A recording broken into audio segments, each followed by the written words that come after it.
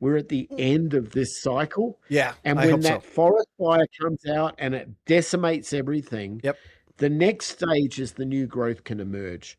And you're sitting right now on the precipice of that Oh, in a way with a platform in which empowers people to grow again.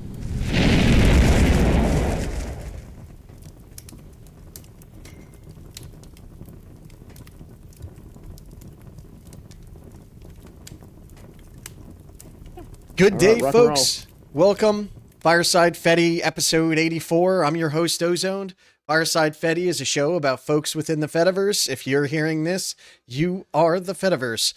With me today, and I have a feeling this is going to be a long episode because we were already talking a lot the first time we talked, and I'm excited to talk to you more. This is Myles Wakeham.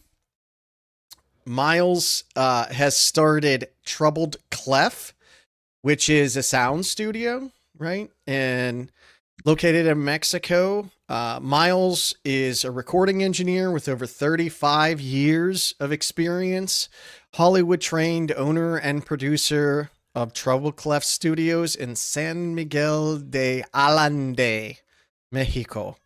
Did I pronounce that right? That'll work. Yeah, Allende, but that's fine. Allende. Mm-hmm. I don't. I barely speak English. Myles, welcome so much to the show. Thank you for coming on. How did you get to where you're at today? Yeah. Oh, I don't know. Some parents that were looking the other way, I think. Oh yeah. Okay.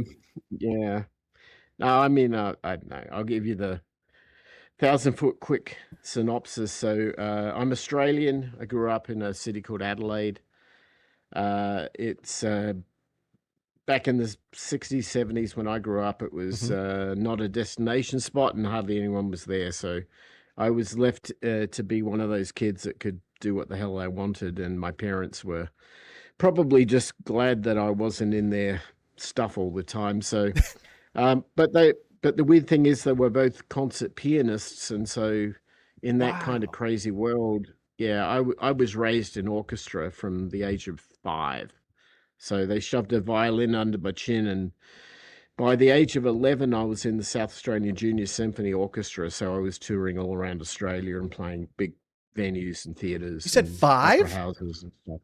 No, at 11. 11. That's when I was doing that. Yeah. God, still. My parents, yeah, I know. It's a long time ago. Um, No, I'm I know nothing about music. I have like a guitar that I can strum, and even that sounds awful. I am not a musician in the least. So I always love meeting people from a young age. It's as natural as walking to you, I imagine. yeah, it is. I always found I was always looking for kind of answers because while I was like living in that world, a very, very disciplined, classical training. That's kind of how it is. I was also questing for some sort of a technical challenge. Like I think years later, I started understanding psychology a little better and understanding the ideas of the left and the right hemispheres of the brain and how if you overload one side, it doesn't end up well. You kind of get misbalanced, right? So I kind Okay. of tried to counter naturally, not knowing what the hell I was doing, but naturally I wanted to counter everything on the left side of my brain with technology. And I was one of those very, very lucky kids to grow up or to have my teenage years in the latter part of the 70s when I was learning about CB radio and how to solder and build, you know, kits and all of that stuff. And that then led to me convincing my father that I could buy the first ever TRS-80 Tandy computer, back then. Oh yeah. So so I'm living in this world of music, but I'm also at home. I've got the soldering iron out and I'm building stuff and I'm learning how to program. And this was like the late 70s. And by about I guess a year or two later, I actually realized that I was actually pretty good at programming, which back then there weren't many people who did. And I said to my father, I said, look, I have two options right now. I can continue high school, graduate, and you can try and find some sort of university for me, not that I'd fit into anything. Or you can let me leave school right now and I'm going to go and start a software company. And I don't know how the hell I managed to convince him to do it, but he said, "Okay, kid, but it's on you. The buck stops on your desk now, and you better go and do it." So I did that, and I bought. This was right when the Oh first my IBM God. PC came out. Yeah, yeah, I know this is weird, right? So when the first IBM PC came out, all of a sudden businesses started taking personal computers like seriously. They Yep. weren't game machines or hobbyist things. And here's this kid who ends up with a couple of years of programming experience. And I walked in and started writing code in C and all this stuff at the time when nobody had one of these machines. And I met this guy who was a bit older than me and he was a bit more technically proficient. And then we together started a software company and I rode that for about 7 years, I think. Meanwhile, counter to all of that, I'm still playing music and but I'd rebelled against this whole classical stiff upper lip, world. And I was now, a young, you know, I don't know, adolescent teenager who wanted to be a punk rocker. So I then learnt guitar and then turned that into bands, living in that world all through my late teens and early teens. Meanwhile, running a software company and software development. So I had this duality, and it was this God. left and right brain thing. So anyway, the story goes on. I'm at 25 years old. I ended up working for a bunch of big contracts with big companies, defense corps and stuff, and then ended up taking a vacation to Hawaii with a buddy of mine. And we were just being idiots, going getting drunk in the bars or whatever. As you And do, I met yeah. this girl, as you do, right? And I met this girl, and young idiot, I fell in love, and then she was from California, I was from Australia. I went back, she went back, and then shortly after that, I decided that I'd fly and see her in California. And the outcome of that was I never left. I ended up getting married. I got stuck in the American immigration quagmire, and I couldn't leave, and I had to quit, all of my work and leave the company and all that. And all I had was a bag of clothes and I don't know, maybe $1,000 or something. And so, Wait, but she had an apartment, so I lived there, this was in the and we filed, 70s, 70s, 80s? nine, 1989. This happened. Okay. So, uh, the era of Crocodile Dundee. So I was a bit of a Yes. novelty in LA. Yeah. Um, so I ended up, but I'm stuck in this 12-month long cycle where I couldn't work and I couldn't do anything. She had a job, so she was the breadwinner. And I'm sitting in this like podunk apartment in Studio City in LA with nothing to do. So I started wandering up and down Ventura Boulevard and eventually into Hollywood. Just naive kid, didn't know anything in a foreign country, cars driving on the opposite side of the road than I'm used to, and everything's weird. And so but the one thing is, I could go into like a guitar center, and I walked in there and I started playing all the guitars until the sales rep started to kick me out because they were annoyed that I wasn't buying anything.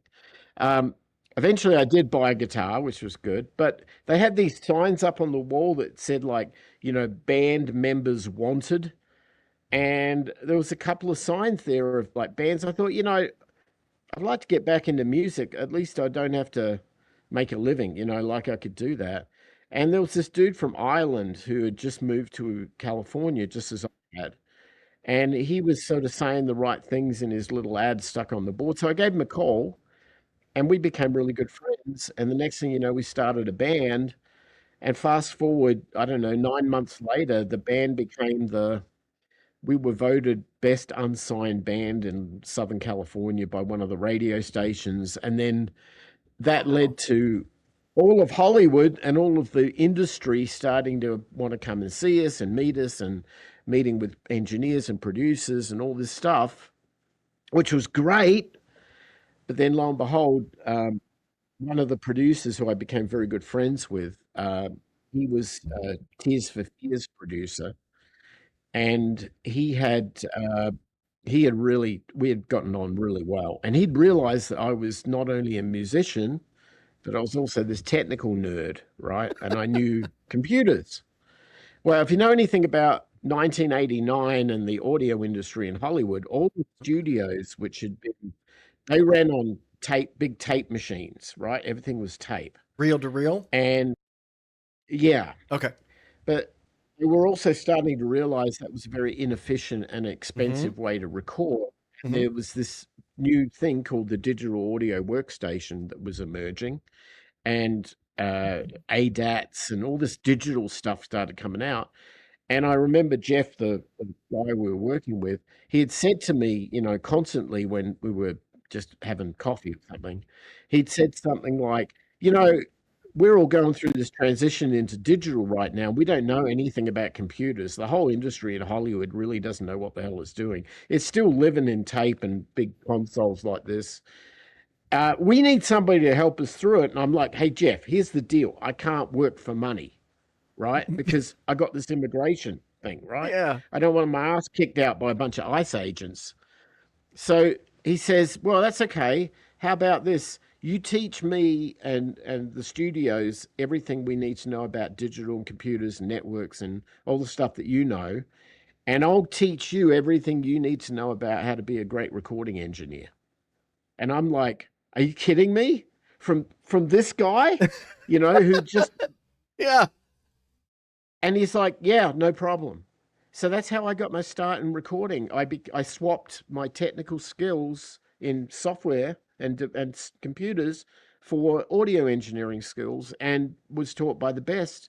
And because of the God. band ended up breaking up, and I ended up in a situation where I had already established the relationship with Jeff and everybody else, that Mm-hmm. I'd started working in recording studios. And so I was getting these like midnight to dawn gigs to try to learn things. Like I did audio cleanup for Paula Abdul, like cleaned up her vocal. I didn't even know who she was, right? But I'm in the studio in Burbank trying to work out how to fix the fact she can't. Well, I shouldn't say this. She, if Yeah. she, There was some Singing is not noise. a strong point, right? There was Okay. some noise on Singing, the line. there you go. Anyway, yeah, so I'm like the guy trying to clean. Anyway, that Yeah. led to a bunch of other gigs. And then eventually the studios would, I was hanging around them too much. And then eventually I did get my work permit, and I did get the ability to work, and I did get a software engineering job, and I did have a day job, and I could contribute, money to the thing. But I'd already built this relationship up with these studios, so I was just going to run that. So I ended up working two jobs. I worked like 8 o'clock in the morning until 5 doing software. And then most of the studios didn't really get busy until the sun went down, because musicians, they're like vampires. They don't come out in the daytime. Yeah. So, I'd go into Hollywood at night, and I'd work until 2 in the morning, and then get a little bit of sleep, and then just do it again the next day. And that Wow. was my gig. Um, and it was again, it's this like left brain battle. And I think probably a lot of people who are software people, computer people, who also are musicians, are struggling with the same dilemma, that you kind of have to counterbalance things. And Mm-hmm. art is a beautiful but fickle thing. It's something we quest when we're older and we don't need to earn money anymore. And everyone says, well, now's the time I'm going to go and buy a guitar and hang it on the wall, or I'm going to, go back to my 20-year-old self where I really wanted to do this stuff, but I had to be responsible and get a job. Yeah. Um, I didn't. I was lucky enough to have a wife that was incredibly supportive at the time. Unfortunately, that marriage didn't last, but it, what it ended up with was it got me into that world, and then I went from one studio to another, and eventually became head engineer at a studio in Hollywood called Grandmaster Recorders, and we did a lot of epic albums in the '90s with some big names, and then eventually I had a phone call from Australia that my mother had a car accident and I had to return back Oh to take no. care of her. So I kind of put all of that on. That was about 96, something like that. And so I put everything there on hold and then went back to Australia and then didn't leave for 4 years because I had to be the dutiful son. Um, that led to a marriage collapse, and it also led to, eventually I got remarried, had a daughter, and then we moved back to LA in 99, 2000, only to find that this wonderful, buoyant music industry that I'd worked and lived in that I loved doing had gone away because Napster killed it. There was the record labels, which provided us the bulk of our work, Mm-hmm. had no answer as to um, how to deal with streaming and Yep. digital and the internet and Mm-hmm. digital platforms. They had no answer for this, and they let the entire industry down. They were not supporters of musicians. They'd sell a good game. They'd Yeah. tell artists, "So sign with us for 3 albums, and we'll make your career go. You'll be the next Elvis or whatever." That was a lie, and they Yep. most of the artists that they signed were tax write-offs. They weren't, they had a back catalog they were making bank on. They didn't need new artists. When they did, it was just to perpetuate and hope that they'd get the next, Blink 182 or something. But that rarely happened. And here we are in the recording studio. It was kind of like everything rolled down the hill and ended up on our desk because if there was no money to pay for the big investment you have in because you're spending millions investing in places like this. Mm-hmm. Um, if there's no money to pay for that, why would anybody do it? So, end result, musicians still wanted to create art. They still wanted to be musicians, but now they're working out how to be Billie Eilish and do it on a laptop with a cheap, SM7B and a guitar, Right. and that's what our music is now. Our Yeah. music is a compromise of technology that is because there's no one paying the money for a Mm-hmm. proper recording studio where human beings can be in a room and look at each other and make great art. It's now I got to do it in the back of my tour bus or the bedroom, and that's all I got, and that's why music is synthetic. And there are generations that have grown up with that. I mean, technology has always been either the great enabler or the great disruptor of art, right? Right. It's the reason you see it with Photoshop, you see it with Final Cut Pro, you see it with what we're doing right now. Technology enables us to do these things. Yes. But at the same time, it also puts a governor on what is allowed for somebody to do something. And when music, if you go back to the days, medieval times of the bard traveling from village to village, Right. with their lute or whatever, they didn't care that there were digital streaming platforms and interfaces and laptop computers. They just rocked up to a pub and started jamming. And the next thing you know, everybody in the pub jams with them. And maybe a few people throw a couple of shekels over the bar or something because they like what they're hearing. That was our world. And we've lost that. We've lost that sense of community and sense of social protocol that music enables. And it's the world I grew up with, and particularly in orchestra, where you're dealing with large communities.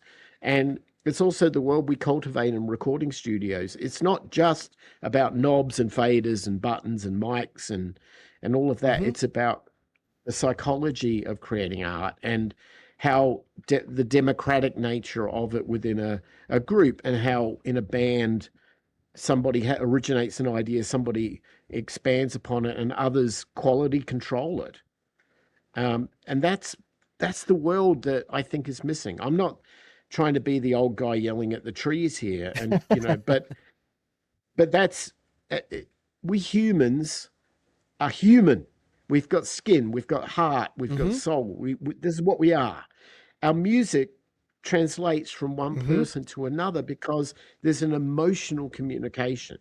It's not because I've got a better, sample of a B3 organ that my song is killer. It's not. It's got to do with the fact that the song means something and it brings somebody to tears or anger or groove or whatever it is. And those are the things that I felt we were losing.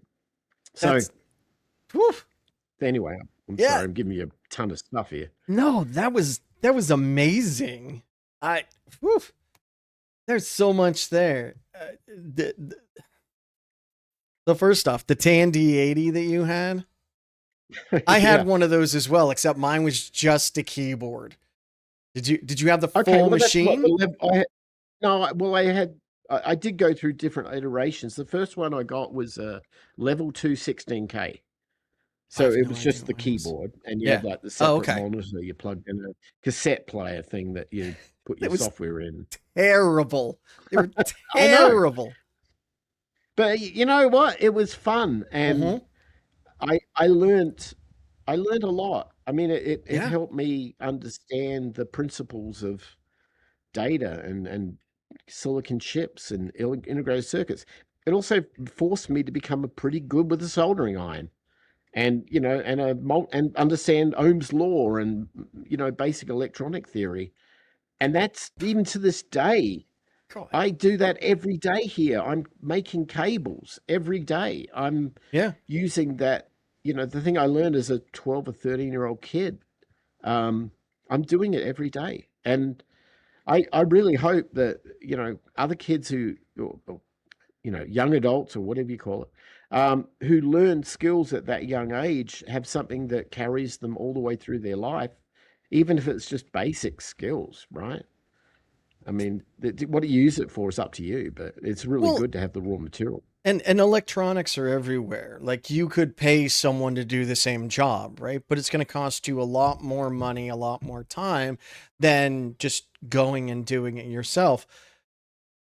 In all like that was such an amazing amount of change. Were you ever nervous on how you would, pay for food the next day or anything? Because Oh yeah, always, always. but you did it anyway. I Yeah, because uh,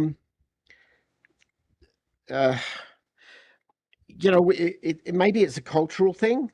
Um, And I noticed it moving from Australia to the United States. We might say similar words and Mhm. we might have our dialect, based on the English language from yesteryear. But there's also a very big difference when you grow up on a Mhm. big island with only, I don't know, at the time, 15 million people living on it. I mean, it was less than the population of Los Angeles now. So, I mean, but the whole Right. island, and the island's the size of the United States, right? Like Yeah. physical land, it's bloody big. Um, when you're living there, you don't get a lot of support in your world, right? You can't reach out to the local electrician and expect Yep. him to be there in an hour Mhm. because there's 50 of them within a 20-mile radius. There ain't. So you learn to do it yourself, right? You learn the whole bit. And when you become a jack of all trades and a master of none very quickly, because you have to fix your own car, you have to repair your roof, you have to Mhm. fix the power outlet that just went out. You have to understand all of these things. And you also rely and connect very closely and synergistically with nature, because nature dictates the crops, the food, the fish, Yeah. the wine, the beer. It's all part of it. And if you have a bad season, everyone's suffering. And and if rain doesn't come, that's a problem, right? So you Yeah. build big rainwater tanks, and everyone becomes kind of like agrarian farmers living in a city. And we all understand, and we build a relationship with each other that is a Mhm. community based on shared dependence and Mhm. need. We know that within that community there are protocols and you behave correctly, but we also know that I don't farm tomatoes. my buddy down the road does, Yeah. but I have, I don't know, corn, and he needs corn, so I'm gonna go get some corn and put it in a wheelbarrow, and I'm gonna wander down the street and say, "Hey, can I swap you two corn for two tomatoes?" Yeah. And he's gonna do it, right? And that's how we work. We're a community, and That's and it's not like that now because technology and the yeah. internet and everything. But it was when I grew up, and that's But how you have to operate. but then even and as you pointed out, we look at Australia and the US very culturally similar. I have some Australian Mhm. friends and I watch some of the shows, and it's he basically said, we take American TV and we go to the nth degree about it. But they're very similar, but just that kind of background, and we talk about it today as right to repair. You needed someone in the community to build something. But then Right. you go from that to LA, which had to be completely like no one wants to deal with you unless they have to, I imagine, except for, your friends and maybe direct neighbors, but you're not going downstairs and knocking on a neighbor's door and say, "Can I have a harvest of your tomatoes?" And you're like, there's nowhere to plant anything. What are you talking about? No, no, you're right. The thing is, I mean, okay, there's a scale of population. I mean, you got at the time when I moved to America or the USA, it was 250 million people there, I think. I mean, clearly now it's closer to 350. Um, but even with the difference in scale, Mm-hmm. the the thing is that Australians learn that with minimal population and a lot of obligation on every individual, you learn the art of risk mitigation. That's a key part, and you learn it because the environment you're in is somewhat hostile, right? It's the weather is severe, but anything crawling around on the ground can kill you. And so, Yeah. and I don't joke about this, No, but no, my, when I was going to school, yeah. they taught English, history, mathematics, all that stuff, and then survival. It was an actual class in school. How to get water when you're stuck in the desert. How to know don't pick that jellyfish up when you're walking around the Oh my, God. seaside. What snakes are deadly and what are not, Yeah. um, spiders, because we're living with this every day, and Mm-hmm. you build up this innate subconscious sense of before I do anything, it's measure twice, cut once, because the downside risk is pretty high Yeah. that that I could completely kill myself and everyone around me. So you carry that with you, and so when you go in, you take on business projects or move to another country, all that these things, they don't seem as insurmountable because your approach is to be far more risk mitigation, Wow. right? And I think that I carry that in the studio when I work with clients, that let's try this, let's try that, and they're like, "Oh, I don't know about that," and I'm like, "What's the worst that can happen? You're not going to die, right? We're just going to go and try it." And it's the same with business. It's like, oh, somebody's got a great idea for a startup or whatever. Well, what's the worst that can happen? You lose your money, but you're not going to die. Okay. When everything falls into that sort of narrative, then Yeah. the limits are taken off, Yeah. and then you can do whatever you want. And then you come to a land of opportunity like the United States, where people actually celebrate people trying and being successful at something, and you're like, "Oh my God, look what I could do here!" And then that's what you do. That's and I'm laughing because you sound exactly like my Australian friend. He's like, just do it. What's gonna happen? Yeah, But what's going to happen? You're going to die. yeah. But it's funny because we make jokes about Australia to him too, and it's not really. It's like, Australia is the type of place that naturally was created to not want any humans, it feels like. Everything, spiders the size of your head, and kangaroos, they're so Right. cute. No, they will mess you up. Don't mess with a kangaroo, man. And I Yeah, they're love that. brutal. That makes so much more sense now. That explains a lot about Australians to Yeah. me. Yeah. You I Yeah, and guess. we do live in the moment because, Yeah. that's an important part of it. But we Yeah. also do realize that we're part of a community. And I think that all of these things, led me to, well, it led me in the early 2000s, it led me into a world where I started realizing about cryptography. I started understanding the Oh. importance of privacy and yet community, Mm-hmm. the two things that were part of the protocol of life in Australia. You wouldn't go into your neighbor's property unless they invited you in. But if you saw the place was burning down, then you'd go in there and you'd Yeah. help fix the problem, right? Um, and there was a trust factor between people. If somebody broke down on the side of the road, you would pull over, stop, and try and help them. Mm-hmm. When I went to America, I found if I did that, they'd pull a gun on me. It was like, Yeah. dude, I'm trying to help you here. I'm not trying to steal. You've got a flat tire. Do you want a hand? It's like people looked at me like I, was some alien from another species that. And I'm thinking, what? So you're going to end up paying AAA, I don't know, $300 a year or something, so some Yep. guy can take 2 hours to turn up and do what you should know how to do yourself, right? I That's how love we it. Australians look at it. We're like, well, you should know how to do this yourself, but I'm happy to help you out if you want it, mate. I mean, it's not a problem. But they look at you like, get away from me. You're trying to steal from me. It's okay. I'll wait here for 3 hours for AAA. It's better than you helping me. Well, and Like, it seems okay, like, again, fine. You do you. it seems like you were, I mean, you had the experience that, you had the mindset, worst case scenario, I'm not going to die, I lose out on some stuff, I figure it out. But also, if someone else in the community doesn't do it, well, I see a need. Let's pick it up. Let's just go for it. Right on. Yeah, That's yeah. that's amazing. Um, So remember 2008? oh, you Remember very that? well. So we had my wife when we all moved back to California. We eventually all became U.S. citizens. Our daughter, grew up there. She still lives in the States.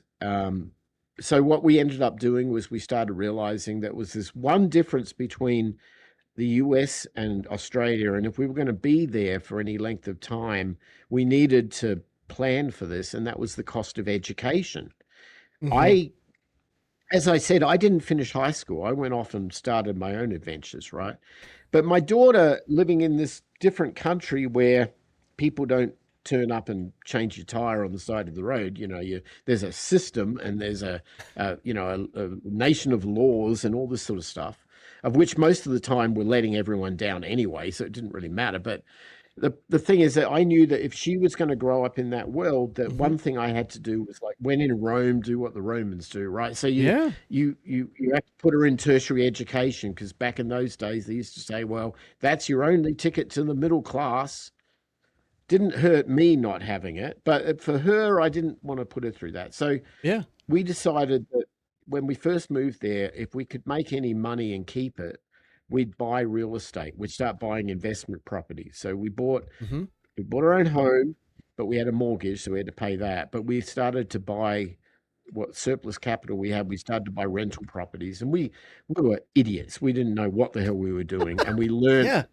through the school of hard knocks. But after maybe 5 years of spending too much time in eviction court to get rid of a tenant I shouldn't have put in there in the first place, eventually we became pretty good at it, and Hmm. we started buying real estate thinking that we could leverage one property to buy two more and then leverage those to buy two more Hmm. and so on. But this was over a span of about, I guess, 8 years. Um, then 2008 happened and everybody lost everything. And Yep. we went from millionaires to zeros like really fast, um, all on paper.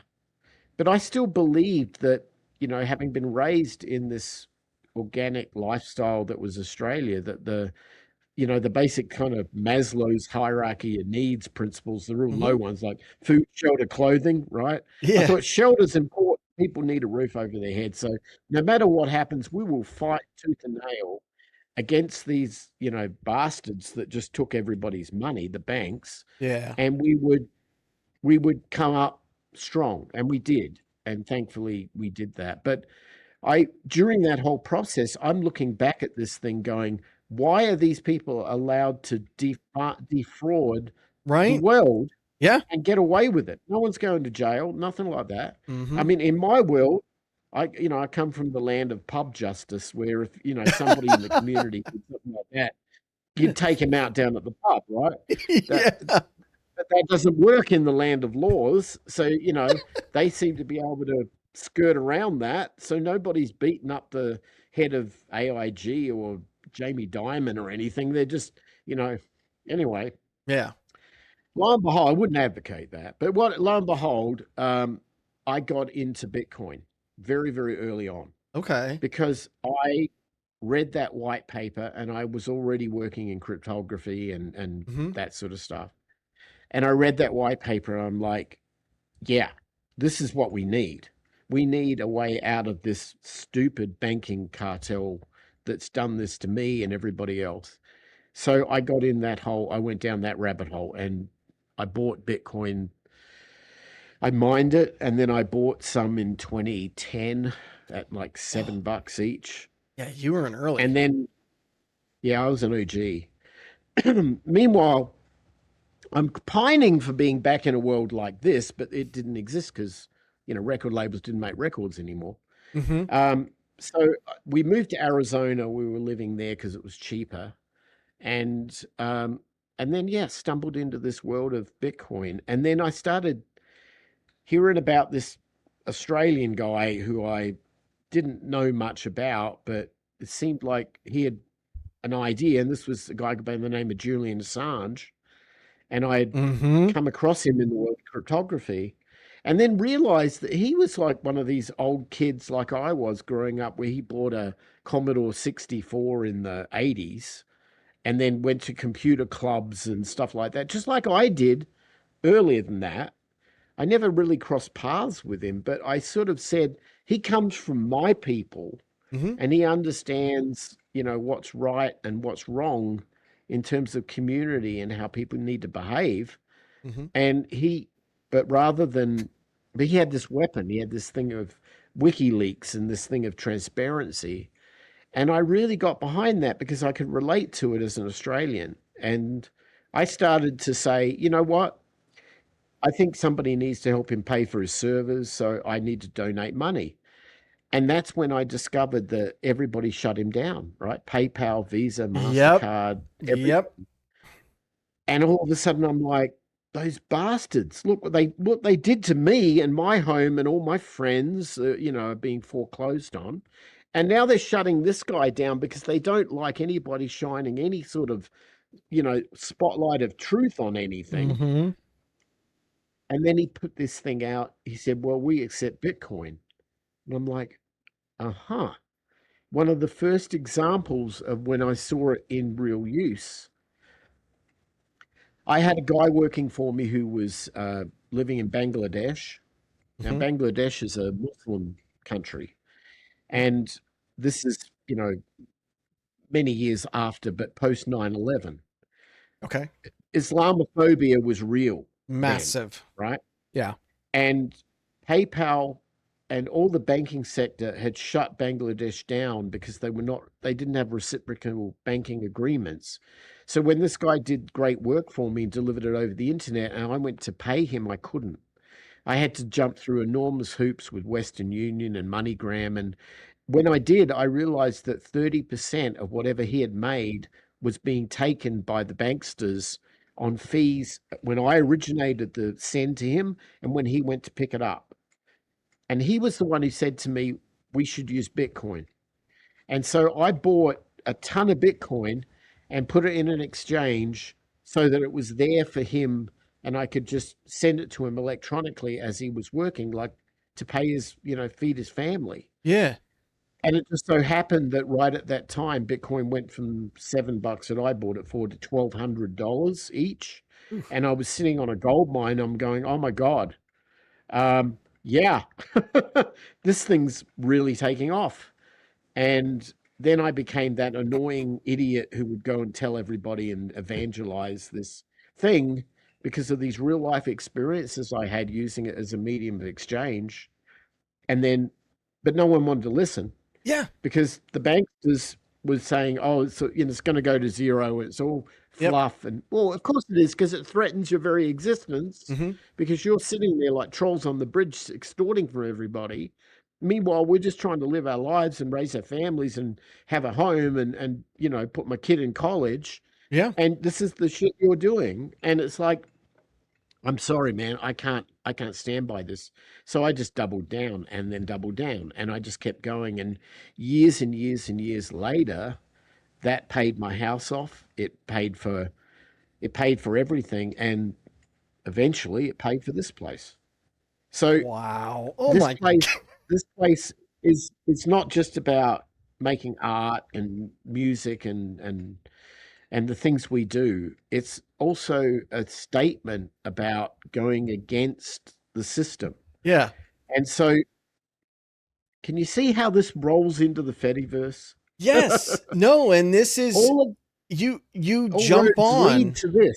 Yeah, I mean, God, there's so much there's so many things I want to talk about. We're already 40 minutes in, but like these technologies have evolved industries that I feel have preyed on people. The recording industry in the 90s started moving towards auto tuning, and Napster is out, and we no longer have to go out. And instead of embracing it and trying to figure out a way to do it, they were just trying to outlaw it, which people like me and a teenager in the 90s that grew up with this thing that loved this, I'm like, okay, fine, fuck you, I'm done. Like, I'm even going to go harder into that because this is something you have the money that you could figure out. And let's be honest, the artists aren't getting any of it. The industry was, Mhm. the RIAA. And then the whole, you wouldn't download a car, would you? Yes. Yes, I fucking would. Yeah, yeah, for Yeah. sure. Yeah. You want to hear something really funny, Yeah. and it talks to what you're saying. In Mexico here, we have a BYD dealership. They're the guys in Mm, China who make cars. I got a buddy of mine who's got two of them. They're beautiful cars. I mean, they're yeah. absolutely incredible. I can buy a brand new BYD. I think they're called the Sun or something like this. So it's the small one, right? Yeah. Brand new BYD car under 10,000 US dollars Yeah. cash here. You can't I can't buy do. you're lucky you'll buy a used car for that in the US. But that's the thing. These entrenched corporations, these entrenched industries are like, no, we need to protect this. The American auto industry has laid off thousands and thousands and thousands and tens of thousands of people, but we are saying, well, we can't let Chinese cars in because they'll decimate the industry. Then let's compete. Right. We can Right. revolutionize our industry, but no, instead they're illegal. I cannot buy them here. They are illegal. And no one is offering cars in that price, let alone an electric car. Right. And Right. it's the xenophobia, right? Like they're going to Yeah. kind of steal all your jobs, just like the Mexicans were, and the Japanese, and now it's the Chinese. And guess what? Next decade, it'll be someone else. But it's really interesting because I got into Bitcoin just a little bit, lost money on it. I was like, okay, I'm not interested. And I've come to not like it because of, there's no protections. It is free and open. People can scam the heck out of you left and right. But I'm also not a marginalized group that is struggling to get money. Like, it has its place. And it's interesting that it was Bangladesh you talked about, right? Like, I'm an American. I don't see that. But interestingly enough, they haven't stopped at folks like Julian Assange. Now Right. they're on to anyone that creates anything they don't agree with, not safe for Mhm. work art or adult. I have kids now, so I'm trying to think how to say this. adult friends that you pay for the night, right? Like, and those are valid businesses. And because they've just said, yeah, we're not interested, you lose out on the entire financial industry. And it's insane the amount of power these industries hold. And we're supposed to act like we care about them, right? Mhm. Yeah.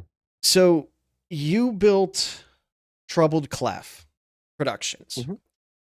Right. And you actually reached out to me and we were talking, and you foresee, or let me ask you it this way, I guess. We grew up with similar backgrounds, very technical. We used that technical to connect to humanity. We used it for creating careers for ourselves.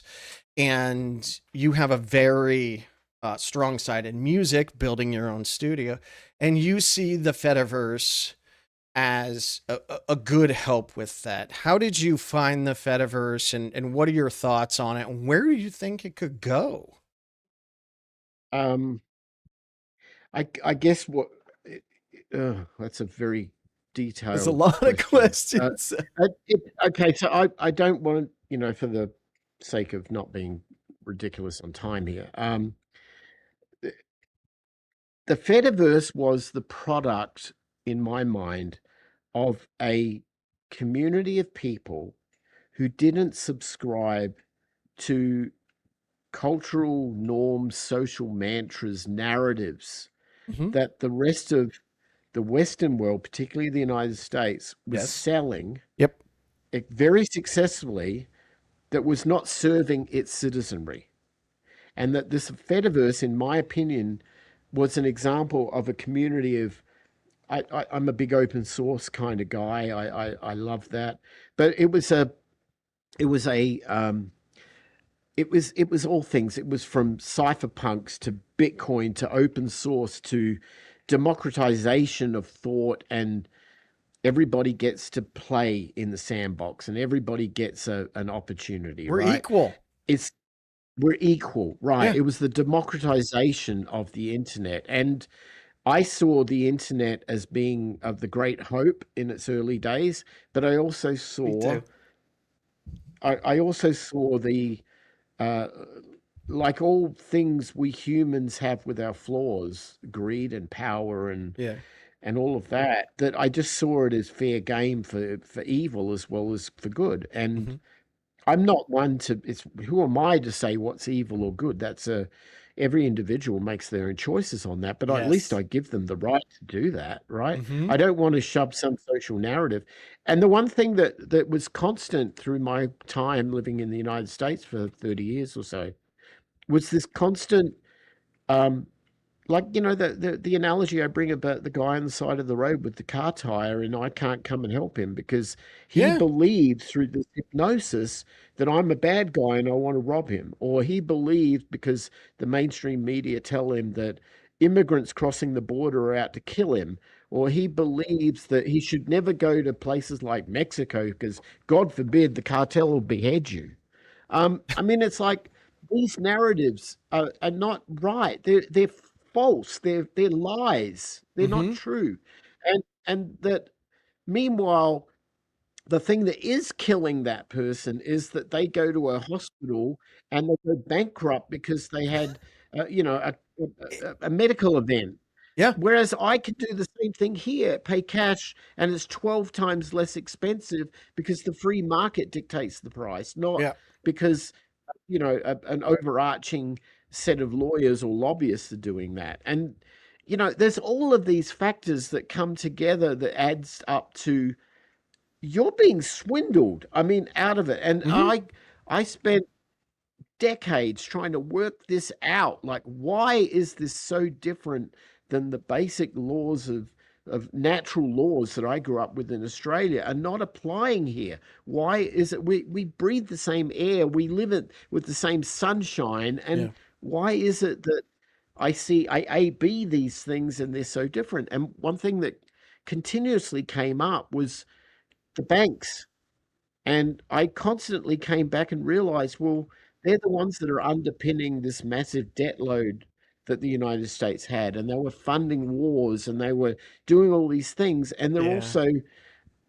they're the ones that takes a congressman or woman into power earning $170,000 a year, and they leave Congress and they're worth $100 million. How the Yeah. hell did that happen? Right? Huh. Meanwhile, my neighbor down the street's losing his house because the bank wants to take it, and he can't afford to put his kids and buy groceries. Yeah. It's like, I'm sorry, but who do I feel for? Well, Do I feel for I mean, and at some point I'm like, no, we've got to get back to people being people and community being community. And the only way of doing that, and then I read this book, and I'm not sure if you've ever come across it, The Starfish and the Spider.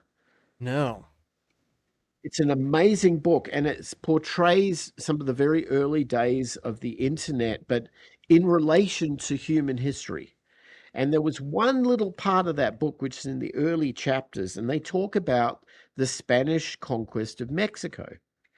And it's a very interesting story. The Mexico was at the time ruled by a very warring group called the Aztecs that had Mm-hmm. taken land that from the Mayans who had it for thousands of years, and they were relatively recent. They were there for about 100 years. They came in and they built Mexico City, and they built pyramids, and they built all these incredible things. Well, actually, they didn't build them; they took them over and they Oh, repurposed them to their I didn't know that. purpose. But oh yeah, and then but so they were not loved by the Mayans, by the local people, but they ruled for 100 years, and then one day this conquistador called Cortez Mm-hmm. lands on the shores of Mexico under funded and patronaged by the Spanish government, but he was from Portugal. He Mm-hmm. wasn't Spanish, but he was funded by the Spanish government. And he got his ship and they went into this place called Mexico in quest of gold. And they found this incredible, rich, vibrant country that was growing its own crops and living very well. And yet, to them, it felt kind of primitive. And they said, well, what are we going to do with this place? Well, let's conquer it. Let's kill everybody. So the first thing they did was they brought their diseases in, which nobody here had the Right. ability to fight. And the second thing they did was they said, well, who rules this place?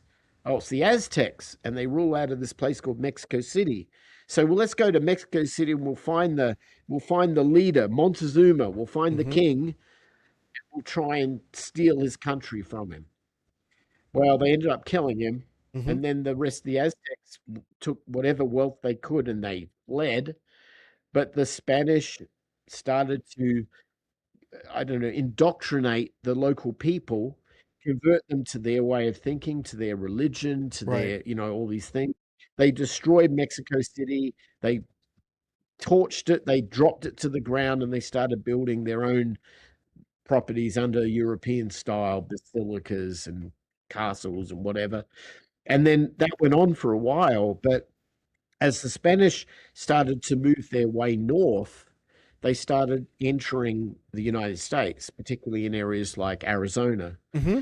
And one of the things they did in Arizona was they discovered tribes of the indigenous tribes, Mm-hmm. Native American tribes, Right. Apache, Pueblo, and all of the Utes and so on. Mm-hmm. And they started realizing that there was no king.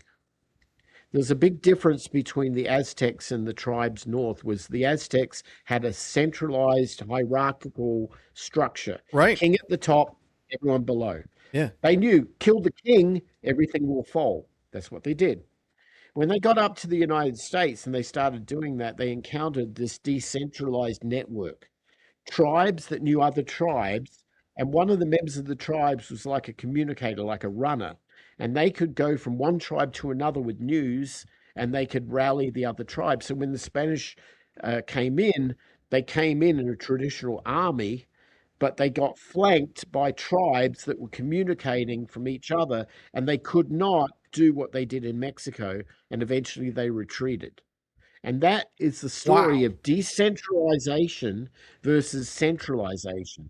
And it's why the strongest model in networking is a decentralized model. It cannot be broken because it Well, has redundant. and You drop a node, another one pops up. so first off, one of my community members says in chat, "This guy's very interesting. You're amazing, Myles. I could talk to you for hours." But it's interesting because and there was just a video by a YouTuber explaining that was very enlightening how the internet, we looked at the internet as this new technology that was going to bring democratization to everything and all of this. And instead, what we got is Amazon and Google because capitalism got in there and they built up these walls. And nothing that they do is new or unique. They're replacing old systems with their new system, and they know that's not gonna last.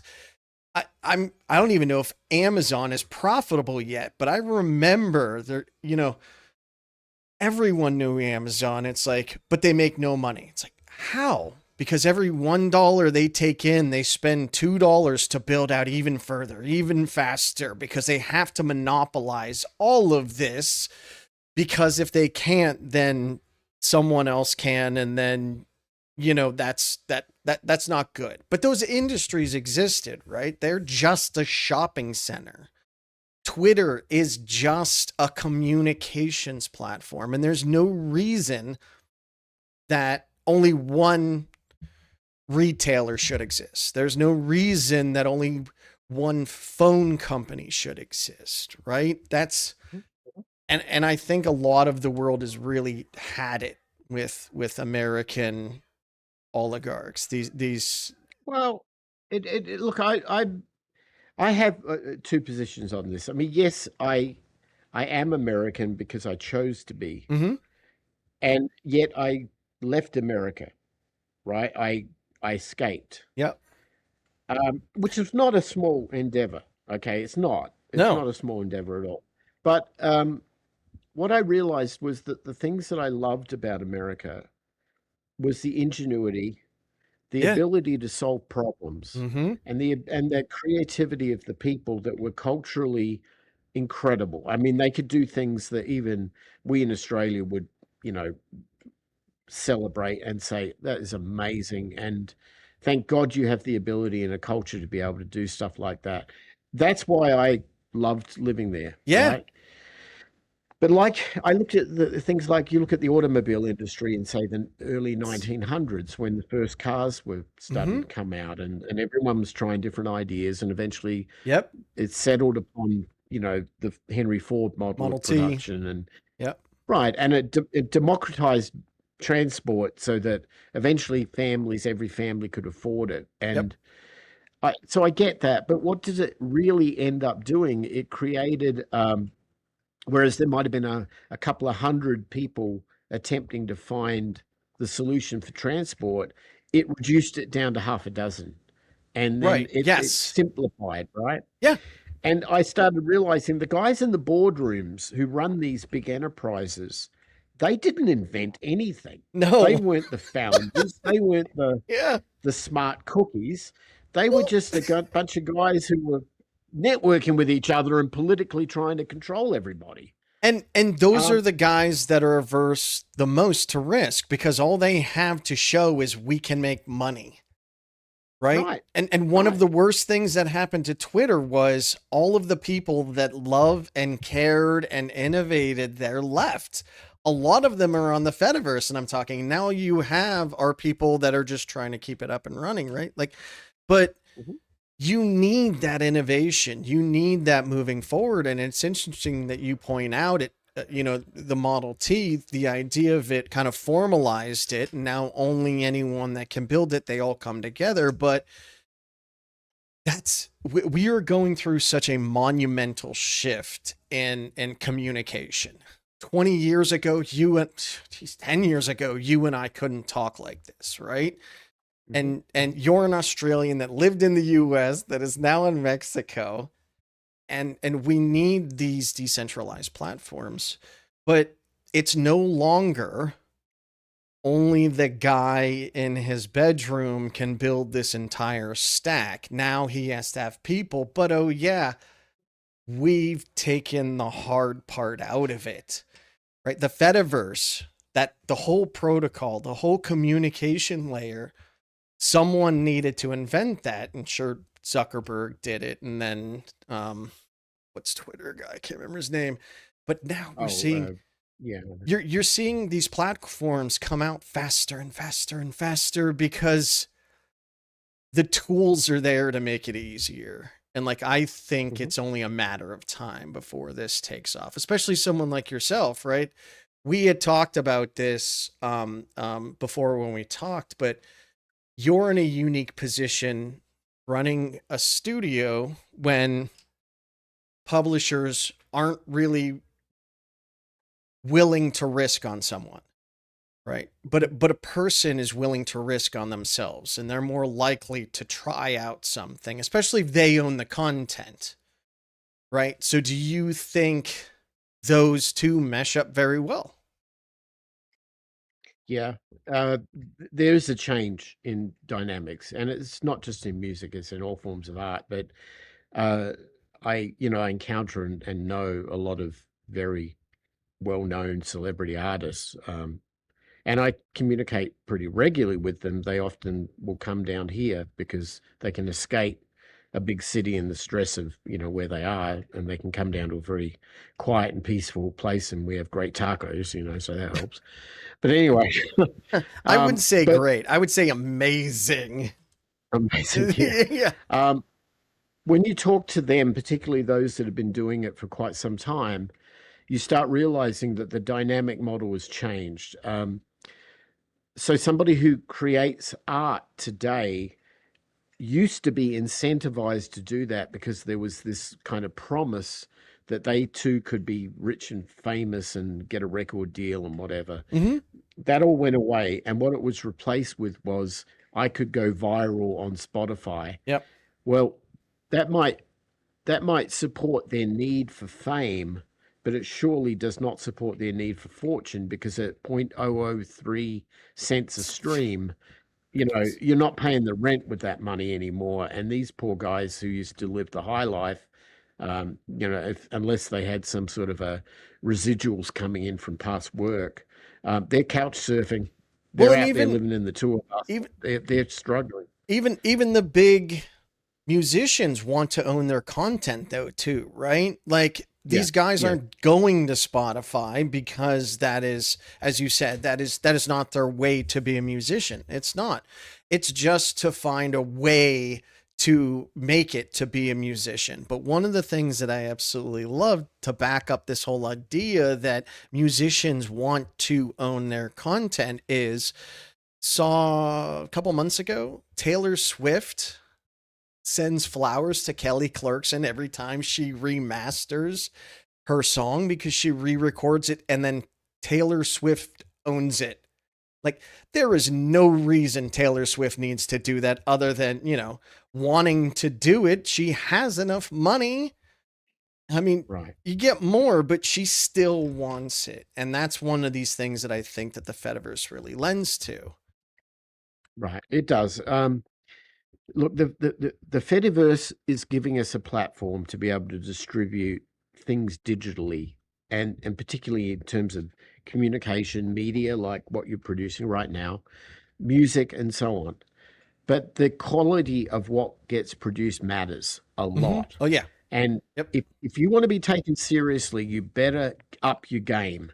Because I'll tell you this, if you're no better than some AI engine in Oh Suno or yeah. something like that, good luck to you because the society out there, the population, is being continuously hypnotized and continuously dumbed down to think that art can be done by robots better than it can be done by humans.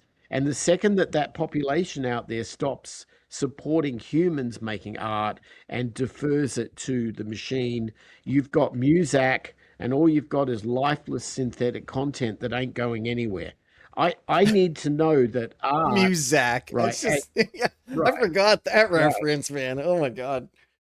But I need Yeah. to know that art is sacred, and I need to know that people still make it, and I need to know that I get goosebumps because of an orchestral score, or because of an opera, or jazz, or I get angry because of Rage Against the Machine, or whatever it Yeah, is, that there's that an emotional response to this stuff. And that's humanity. not going to come from somebody writing an AI song. And I swear that, to me, we have taken what started off for me as a kid in my bedroom with the TRS-80, thinking that I could help somebody out by taking laborious tasks away from them that they didn't want to do. Mhm. And we've entered a world now where, I don't know, 50 years later or Well, but whatever it is, now all of a sudden they have no purpose in life because everything's being done for them.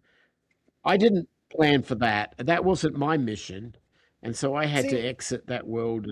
I, That's why I'm here. the LLM stuff, I see it as actually allowing us to specialize even more.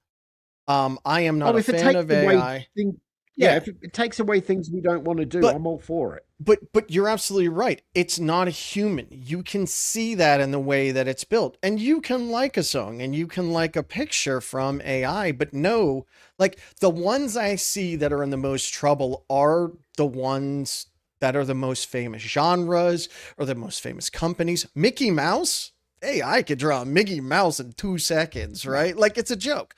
But coming up with a new style, coming up with a new story, coming up with a new genre of music, it can't do that. It takes everything and averages it out. That's Mhm. there, and you keep coming back to this, and this is exactly what I feel like humanity, right? This is why I wanted to do the show. We are humans. We have technology. It is a tool. The person behind that technology usually is not a bad person, but let's get back to the humanity because that's what matters. Because if we don't do that, then we might as well hand it to the AI, right? Yeah. And Well, we have a gift with this technology. I yeah, mean, to be able to do this stuff, and it's we amazing. we need to respect that, but we need to use it for the right reasons, you know. Hmm. We don't It doesn't need to be controlled.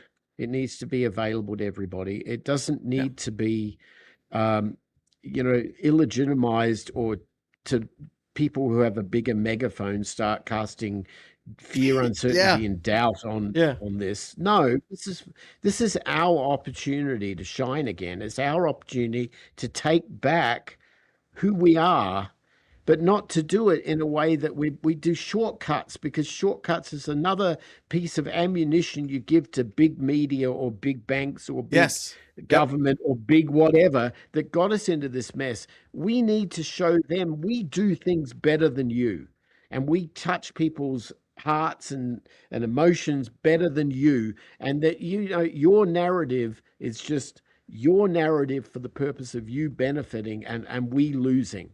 And it's we've had enough of this. Yeah. I I agree. I think I think this is going to be a natural progression, and Hmm. I think that, I mean, I don't know if I mentioned this to you when we spoke before the show, but I do believe that there are repetitive cycles Oh yeah. in human history, Hmm. and I do believe that, if I look at the things like the fourth turning, and I look at these concepts of repeating, like, human life periods Yeah. in which there are quarters, and these quarters represent stages of growth and evolution before everything gets burnt to the ground and it starts again. Hmm. It reminds me of growing up in Australia with forest fires and things that were natural, but realizing that these were inevitable things that nature has to do and enable to allow Yep. new growth to emerge. And we're in a situation right now, we're in a really chaotic, a really dismal, bad place. We're at the end of this cycle. Yeah. And I when hope that so. forest fire comes out and it decimates everything, Yep. the next stage is the new growth can emerge. And you're sitting right now on the precipice of that, in Oh. a way, with a platform in which empowers people to grow again, right? And if we can't have hope and faith, and feel that this is a better future than the one that's being dictated to us on the TV right now. Hmm. I don't have a great feeling of whether humanity could survive it. I know it can. Yeah. And I know that it will kick out the synthetic, and it will kick out the lies, and natural time will be the greatest filter. Transparency, sunlight, and availability. And you're sitting on the precipice of that. That's why the Fediverse is so important. Yep. And we need to protect it, and we need to grow it, because it's going to be really needed in a year or so when everything is gone. And this is what we're going to have. Yeah. So let's not screw it up. Yeah. No, oh my God. I want to talk to you for more hours, but yeah. All right. Myles, thank you so much. This has been amazing. But now for the real reason I asked Myles here is to give him the opportunity to win a prize of a lifetime. Our prize today, totally real, not made up, totally exists. But our prize today is a Sound Blaster 16, so you can hear all of your Windows 3.1 startup sounds in glorious 16-bit audio. Are you ready for the quiz, Myles? Bring it on, buddy. Come on. All right. All right. Favorite movie and why is it Spaceballs? It doesn't have to be, but I love Spaceballs. Oh wow. Favorite movie. I I have seen so many movies in my life, but the ones I probably think probably The Matrix at Oh, the end of the yes. day. Yeah. I think Excellent it movie. probably was the original one, not Yeah. the various versions after that. But yeah, there was a golden age in making movies back then. That's a great one. No, and we're coming back again, cycles. We're coming back to that point where studios are like, it's too much, it's too risky to go with this. And people are like, fuck it, I'll go build my own then. Right? And that's how it should Right be. on. If it's too risky for you, someone else will handle it. Yeah. I am going to so excellent movie. Next question is, and I am going to mess these up because I don't really speak Spanish. But Oh God, neither do I. well, you might know them though. So Okay. three. There's Paraguay de San Miguel Arcangel. You know that one? That would be the Angel of San Miguel, or Ye- okay. La Is it the Biblioteca. statue? Is it the Biblioteca here? Yeah, Biblioteca. that's So the that's the library. second one. That's the second one. Is Okay, yeah, I Biblioteca know that. Benito Juarez. Or Okay. the last one. And maybe you're gonna pick the second one because you don't know any of the others, but Fabrica La Aurora. Oh, that place is so good. Okay. Oh my God. That's So your pick. what do I have to do? Pick my favorite of those? You just pick one of them and we can talk about why you picked that one. Fabrica La Aurora. Okay, what that is an old textile factory here in town. It's pretty big, but it got repurposed and turned into an artist collective. But it's what it is it's now like vendors, I guess, who sell their art to the public. But this isn't some farmer's market thing. This is like the premier Beverly Hills level stuff, like sculptors, painters, carpenters, artisans that are making stuff that is world class that you would see in Paris or Monaco Wow. or London. It's so beautiful. But you go down to this place, it's here in San Miguel. You go down to this place and you walk in and you feel art. And I can't explain it. You just feel it.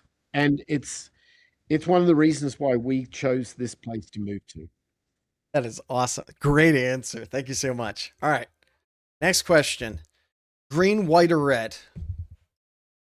Oh, all three. Come on, that's the flag, and that's also happens to be the great dishes of Mexico.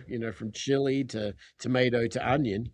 Come on, that's what that's about. All right. I like that. Okay, You've got great. to have it all together. You can't have one without the others. Just not well, but in their own sections, right? Or do you Oh mix? yeah, yeah, of course, All right. of course. Next question is what does an alternate universe Myles do? Cleans up the mess from the one in this universe, I think. It's there with a broom sweeping up after me. Um, I, I don't know. I mean, I don't think there is an alternate universe for me. I mean, there probably is, but Well, I mean, I you've can done only live in the here and everything, now. so they probably would just Yeah, sit I'm at home still doing going. nothing. No, actually, that's a good point. One of the things that people, if people discover expat life, leaving one country. And I have so many friends here. There are 15,000 expats living in San Miguel. Majority are from the United States and Canada. So all of my friends, just like it was back living in the States, but they're here now. Hmm. Um, and what you start realizing is that if people left it until they retired, they had their career in whatever they did, and then they retired, and they sort of looked and said, well, we're not really going to survive on social security, and we didn't invest enough money in our younger years, or the cost of everything's gone up, and I'm kind of becoming a financial refugee. Where do I go?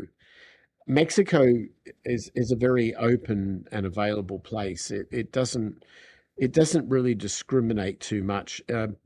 Residency here does require you to prove that you can uh, pay for yourself, and Okay. the levels are relatively, they're not super.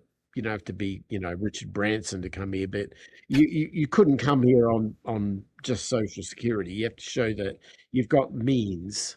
Okay. But if you Yeah. can do that, they will issue you residency, permanent, temporary, it doesn't matter. And so many of my friends here chose to do that in their retirement because they got like a big lump sum payment, or Mhm. they got 401k, or they got, a pension or something like that, and they can prove that they can meet the residency obligations, so they use that. A lot of my younger friends here came because they wanted to be digital nomads, and they wanted to live that sort of a life, and they didn't Yeah. subscribe to the whole social mantra of go to college, get a good job, buy a house and raise your kids. They wanted a much freer, more fluid life, and I respect that. I mean, I think it's great, but Yeah. um, when you start realizing the people who came here that were at the end of their career path, and they started realizing, well, what do I do now? That became a really interesting observation. I mean, I looked at it and said, well, I was lucky enough to get to a place where I didn't have to work anymore, so I could afford to come here and then do something. But then what, right? And I started realizing, the old Carl Jung study of why people work. It's not money; it's for a sense of validation, Yes. sense of purpose, Purpose. sense of service, Yep. maybe a recognition of those things, a title. Yep. And people use that understanding of human nature in like HR departments and in the boardroom to enslave people, to give them a reason to not want a pay raise. They'll give you 60 hours a week and they won't question it because the psychology behind this. I find that to be repulsive, but at the same point, I started realizing that there is a reason why people work and people do what they do, and you need to have a mission, a sense of purpose, Well, something to do. and And there's a difference between working to live, right, which is vast majority of the people, versus working to do something you want to do, to build something you want to do. right, And I mean, for some people, they want to be rich. Okay, majority of us actually don't. People just want right. to have enough, and we have to work these. Dude, you're like my soul animal there. So, Well, let me just finish oh that yeah, sorry, thought. go If ahead. you get to a certain point in life where you enter, say, the last quarter of your life, and you can Yeah, look back, right? And you were saying about the alternate universe. It would be, I yeah. guess it was a similar question might be, what would a 20-year-old Miles, no, what would a Miles of today tell a 20-year-old Miles, right? Okay, yeah. It's the Go on. same concept. But I look at it and go, well, if I go back, if I look in reverse at this social mantra that we've got, it doesn't really end well in retirement. People can't afford that. And if you go back and sort of thread the needle and go back, well, Yeah. where did it break? Right? Where did it fail? It kind of fails at the 18-year-old who's been sitting at the kitchen table and somebody puts a student loan debt contract on the table and says, kid, don't question it, sign this thing. Otherwise, and parents are sitting there gleefully saying, oh, my kid's going to Harvard or my kid's going to this college or whatever. And as that No. 60 something year old person looking backwards going, don't do it, kid. It's not gonna end well. Yeah. And I kind of would look in reverse at life and say, maybe because I didn't come from that social mantra and I saw what the world in a more pragmatic sense, and the buck always stopped on my desk, that my decisions were made in the basis of what makes the most sense and serves me, not in a selfish way, but empowers me to be a better person so I can help other people. And I don't think we ask those questions. We don't value those things. We don't, we've lost it. We all look at how we're going to flex our money or, pretend to people we don't like or care about that we've got the right car or the right clothes or the right iPhone. None of that matters. It Nope. really doesn't. Nope. Um, and I think that maybe one of the beautiful things I started to learn about the Fediverse and Mastodon and the people who were there, they seem to get that. They seem to understand there's a higher purpose.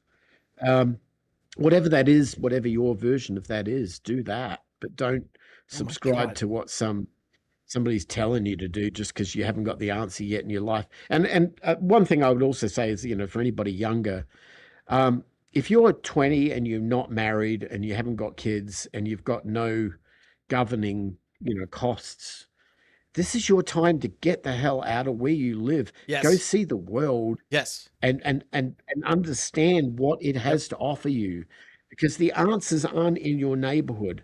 And anybody telling you that, being a loyal patriot and that you should do all of this sort of thing, it's not serving you, it's serving somebody else, right? You need to get on that plane and go and God. spend 2 years traveling around Europe or Asia or wherever and see how people live and find in that world some Yep. struggle for yourself. Learn how to be a bartender in Tokyo and you don't speak Japanese, because it will bring something out of you that you never knew you had. And that is the innate power for you to solve a problem. And that is going to serve you so much better in your life than any freaking law degree or, anything like that ever would. All right. That I love that. Okay. I I keep talking about it, but I can't. Next question is LA, Mexico, or Australia?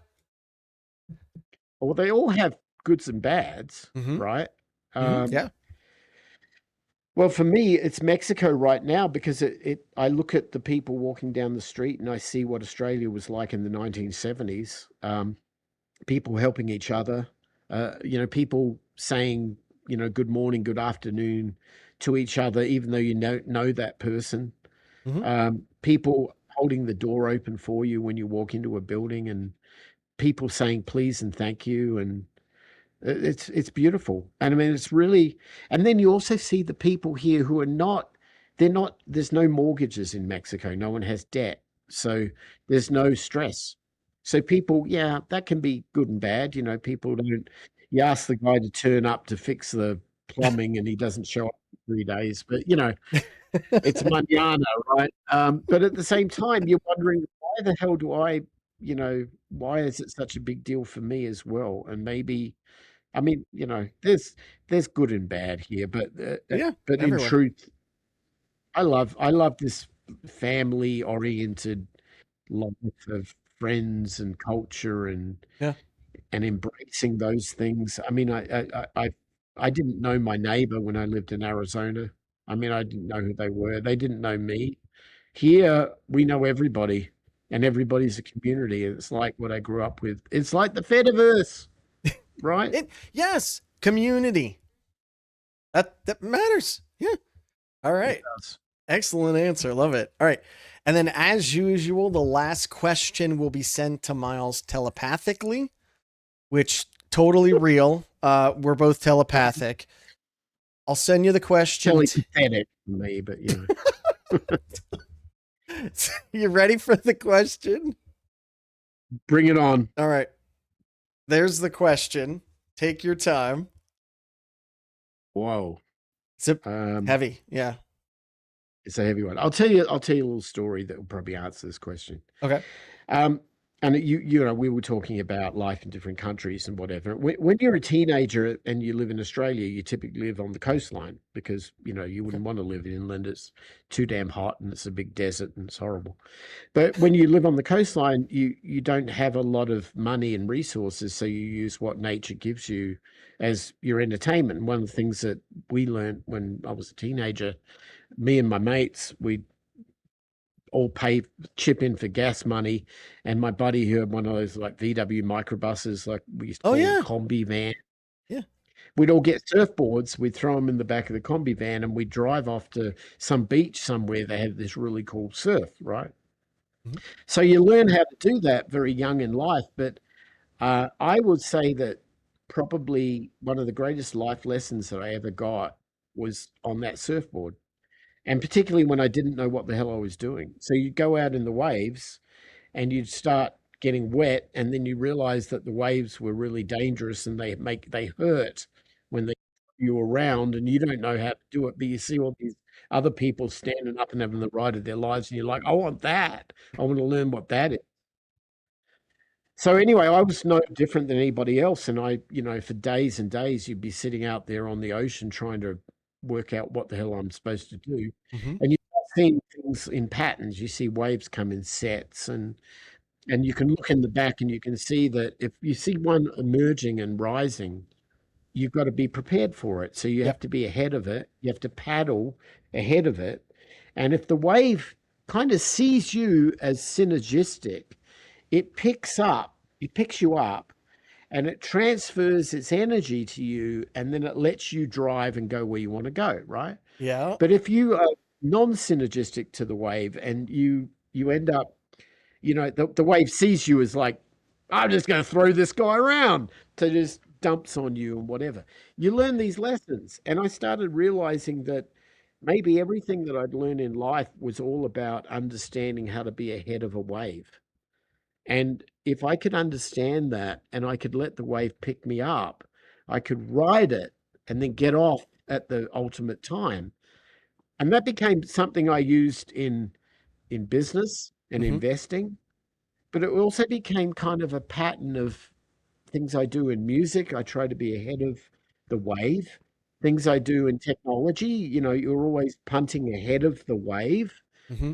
And I just realized that, you know what, I didn't need to go to college or anything. My education came out there surfing, understanding how to be ahead of a wave and position yourself for it.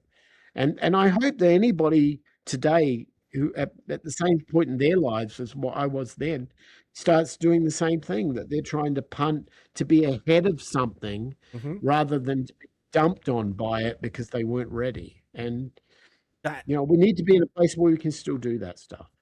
that's amazing. And that sums it up great. Congratulations. You got every answer either correct or incorrect. Good job. Unfortunately, when I got the Sound Blaster 16, I found they didn't include any of the bits in there, so I had to return it.